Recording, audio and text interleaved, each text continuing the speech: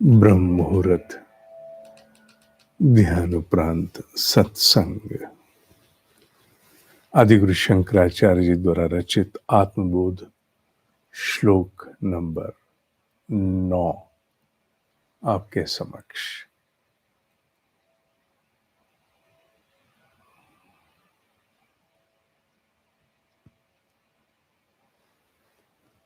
सत चित आत्मानि अनुसूयते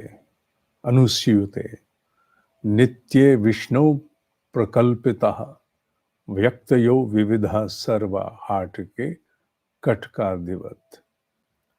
कटक आदिवत शब्द है। सत्य किसे कहें? बड़ा सापेक्ष शब्द है, जिसका अस्तित्व नित्य बना रहता है, जिसका अस्तित्व कभी मिट नहीं सकता। अनंत वही सत्य है। चित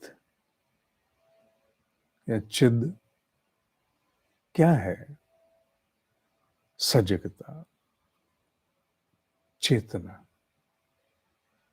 चेतना, सजग शब्द लिया केवल एक संकेत देने के लिए, मूलतः चेतना जो सतत और नित्य चेतन है, वही चित है।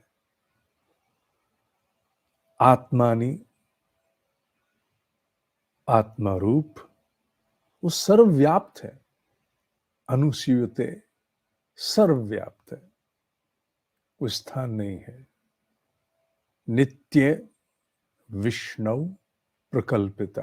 विष्णु शब्द यहां परमेश्वर के लिए लिया गया। जैसे अर्जुन के अनेक नाम श्री भगवत गीता में, उसी प्रकार पिछले श्लोक में परमेश्वर और वर्तमान में विष्णु प्रयोग किया गया। नाम उसी सत्ता को जाता है। क्योंकि आगे कहा है, मूल तो एक ही है, प्रकल्पिता। बाकी सब उसके होने से उपस्थित, उपलब्ध, प्रतीत, केवल उसके सामने, उसके होने से हमारे कल्पनाओं में, हमारे अनुभव में आते हैं। मूल एक ही है जो सर्वव्यापक है।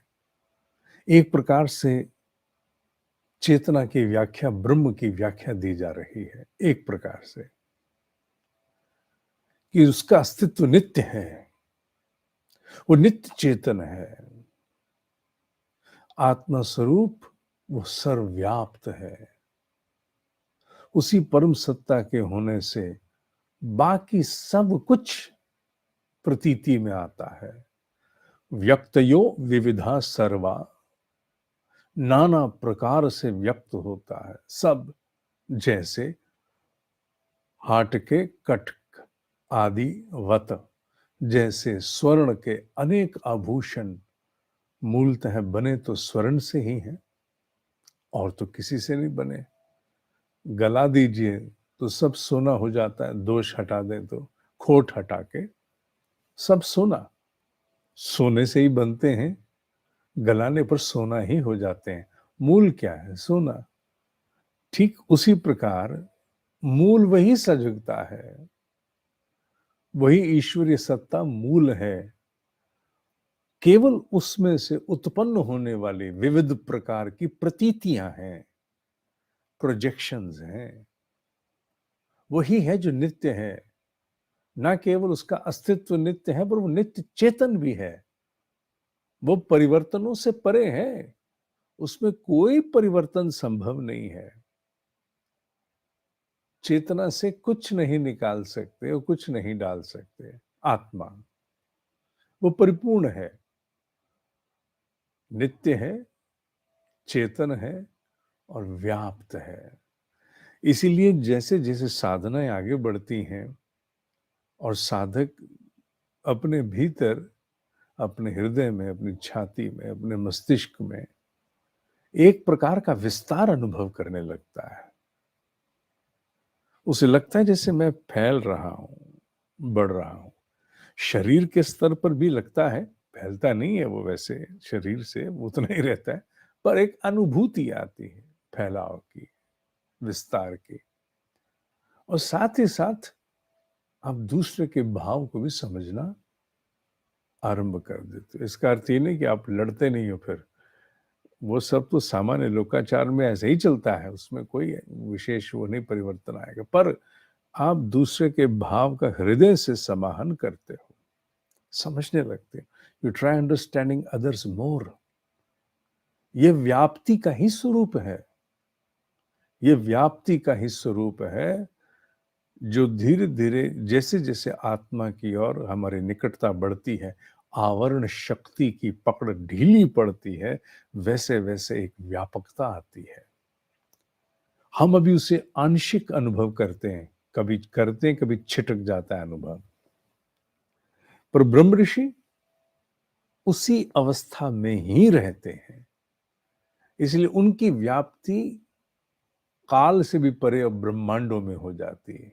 वो कहीं भी बैठ करके कहीं का भी कुछ भी जान सकते हैं, क्योंकि उनकी व्याप्ति हो गई। हम साधना में वो व्याप्ति आंशिक और थोड़ी थोड़ी अनुभव करते हैं, स्वभाव के स्तर पर अनुभव करते हैं, कुछ शरीर के स्तर पर भी थोड़ा बहुत अनुभूति आती है, पर मूल स्वभाव में आती है when you try to accommodate understand others more more मोर।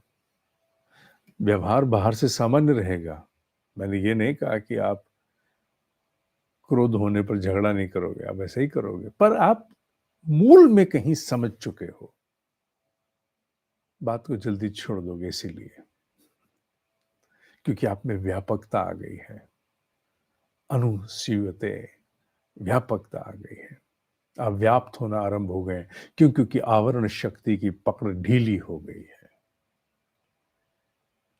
इस प्रकार का भाव साधक को बार बार पुनरावृत्ति करने से बहुत बड़े आत्मविस्तार की ओर लेकर जाता है।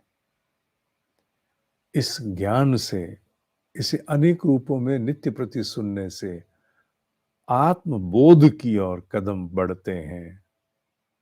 ब्रह्म सत्य जगत मिथ्या, अभी हम वर्तमान में सुन ही तो रहे हैं केवल, पर इसे सुनते चले जाने से भी आभास दृढ़ होता है, प्राथमिकताएं बदलती हैं, कहाँ लड़ना अड़ना कितना, ये बहुत बड़ा परिवर्तन आने लगता है।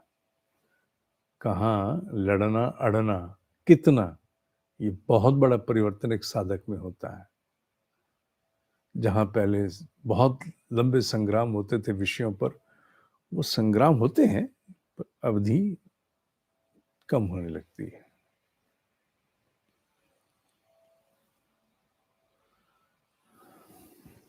ओम ही सत्य है, ओम ही सत्य है, ओम ही सत्य है।